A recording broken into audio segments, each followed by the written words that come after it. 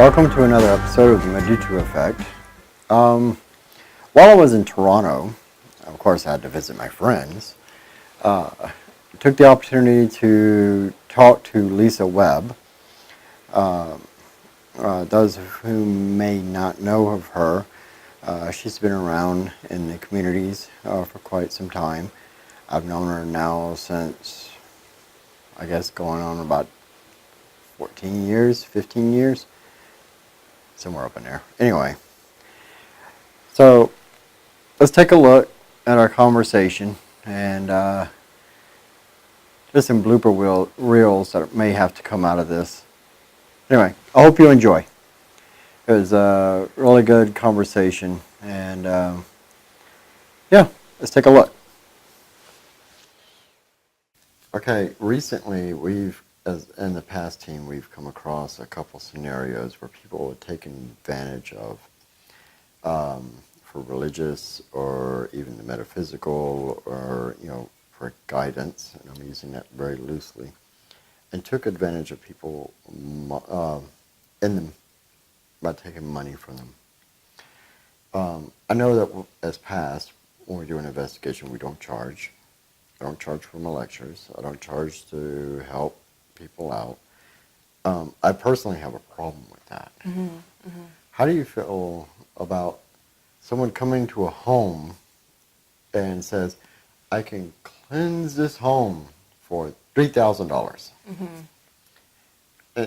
To me, it's just preying on a person's fear and their dedication to their path, whether they're Christian or whatever, mm-hmm. and bending all that around their own personal needs. What's your take on that? I mean, what's your personal view on these type of things?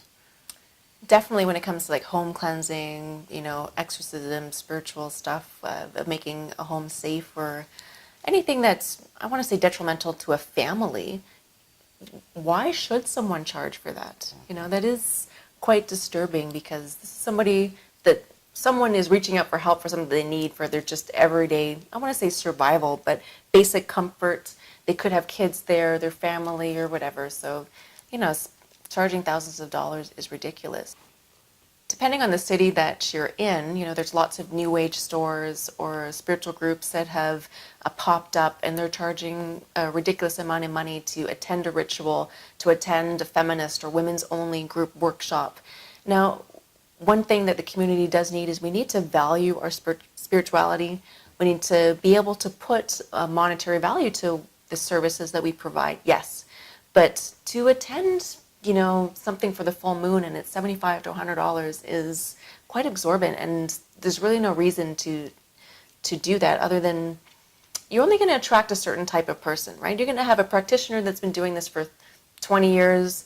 They're probably going to say, no, I don't really want to attend something that's this pricey. Not too sure of the type of person that would be attracted to this. And I'm not too sure how serious somebody would take something that's, again, that has a price tag that high attached to it. You could think the higher the price tag, the deeper quality event or higher quality event. But I don't think I have yet to come across a good example of that, that substance versus price. Do you know what I mean? Absolutely. And a lot of times when I see the higher priced events, gatherings, that type of scenario, is to, and I'm going to use this a very stern way, mm-hmm. is to lure in a type of clientele. That's exactly what I was going to say. It's like you lure in somebody in fear, mm-hmm. right? Somebody who really desperately needs help in relationships, right? And so you have this it's February and it's around embolic, so it's all about, marriage and copulating. And so, you're going to attract somebody who's desperate, wants love, right? Somebody who needs help with a job or whatever, right? So they will grasp at everything. So you're right. They do absolutely lure people in. So my recommendation is, if you're looking for help, mm-hmm. it's also a two-way street. Mm-hmm. It's not just the person doing this, but it's also the person falling for it. Yeah. Because don't be gullible and say just because they're offering, saying for $3,000 or $5,000 or whatever the price, they can do this great work. However, do your homework, check their background, see if anybody else has dealt with them. Mm-hmm. Don't just take their word for it. Do you have any other suggestions, just in case I miss anything there? Try to see if they have an open house that you can attend for free. I'm a firm believer that the student always finds the teacher at the right time. So you can, maybe if you have that philosophy and you come across a temple and you think, oh, you know what, this has come into my field of view at this right time, but if they charge a lot of money, don't be fooled by maybe that as a sign that this is the school or the teacher that you're supposed to follow. It can just be, hey, you know what, this is a temple that I've noticed in the city in this area. Maybe there's others around, because there absolutely are. There's, lots of places, lots of spiritual schools that you might not even heard yet, that have a lot of free events, people that you can talk to. The great thing about having the internet is we have access to so much online, some amazing teachers that are, free, and you have a plethora of resources right at your fingertips on the internet. And that brings a good point. And just real quick, we're not just talking about monetary taking advantage of. Also, your spiritual, your personal. Being taken advantage of does not mean what's in your person, what's in your wallet.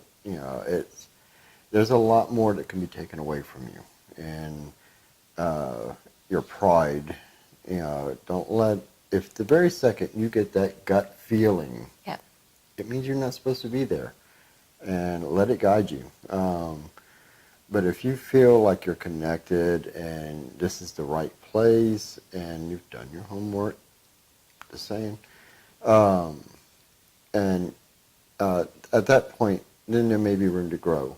Don't grow by sacrificing yourself. That's the important part here, I think. I would hate it if I had a student that would turn around and say, I'm going to abolish everything I ever knew, and just so I can do what you do. That's right. That would destroy me. So. That's a great question, Matt. Yes, I attended the House Kepru Gathering in Ohio. It's an annual event, and it's for energetic sensitive people. It crosses over into the vampiric genre as well. It's for anyone who has interest in the psychic community, if you want to practice or learn more about psychic abilities, other type of paranormal activity as well. Just an amazing gathering put on by the event creators, and great to see where it goes throughout the next few years. New location, great location, so really excited to support and attend these events. So let's dig a little bit deeper into Lisa. All right, so what was the most appealing lecture or event there that drew you in? I think it was the practical aspect, and most attendees that do go to this event, they want more hands-on practice, ways to approach their abilities. So having little projection workshops, sensing energetic bodies, looking at auras, what it is that you can sense and feel. And when you're in a large group of people, you can evaluate and test. Do you see what I see? It's a great way to collaborate on your abilities and learn from others. And again, just testing your own senses. It's a nice, safe environment to be able to do it with strangers versus others that you might be psychically connected to. So you're opening yourself up to dealing with others, new energies. I think it's great to push your boundaries into stuff like that. Awesome. Now, you bring up a valid point, kind of backs up to another point. In the past, I said in paranormal studies and even in the magical practice, we have all these great, wonderful gadgets and tools and everything. But at the end of the day, the best tool, and that sounds like you're calling yourself a tool, but you're not, but it's yourself. We can use all these triggers to help enhance it, but it's really us that generates that in our environment. How do you feel about that? No, it's a great topic for sure. Tools, the psychodrama, the ritual aspects, they help us delve into a part of our psyche that we may not be able to access every day. But the more you get to work with that part of yourself, and say the easier you are to shift into that sense of self, then you don't need those type of items anymore. You don't need the ritual robes. You don't need the incense and the candles, and you have to do it on this specific day at this, moon phase. It all becomes about you and your intent and your energy and your awareness, and you know exactly what you need to get yourself into that energetic state for the desired outcome or gratitude. I don't want to say spell work, but whatever working that you're trying to accomplish at that time. You learn how to do that with yourself, right? So you know that you pointing with your right hand or putting your hand out and being able to put the energy into that space is the same as if you were holding a wooden or crystal wand, making the energy in that same space. So I think just with practice and time and you getting a better sense of yourself and how to work with your energetic body, then you don't need the tools as much as you. Now, recently we did an experiment with holding a wand and measuring it with the fleur. Mm-hmm. And we actually was able to, while you're focusing energy, you can duplicate the wand in a different energy field. Absolutely. But in all reality, we could do that by placing our hand on this table, mm-hmm. Affecting the plane of the table. Mm-hmm. So, awesome. Mm-hmm. You got anything else you want to talk about? I think to give a further example of the tool versus not a tool, it's no different than when somebody has a limb amputated, right? When there's doctors that will work with that patient after and they still have the shadow sense of that limb there. It's like, yes, because not only are you a carbon body, but you're also an energetic body. And so it's still going to remember that limb, right? And once we realize that our energetic body has no limits so that we can reach further than our physical bodies, then it opens up our mindscape to limitless possibilities. But again, just thinking of the tool, basic science, people have these shadow effects when their limbs are removed. So we know that the energetic senses, the self is there, and science has proven it. One last question. What is because a lot of people get so wrapped up in the traditional aspects and they end up putting blinders on, mm-hmm, and mm-hmm. they won't look beyond the science mm-hmm. of it all. What's your personal feelings on, I think traditional has its place, me personally, but we have to advance and evolve and we have to use sciences. What is your take on that?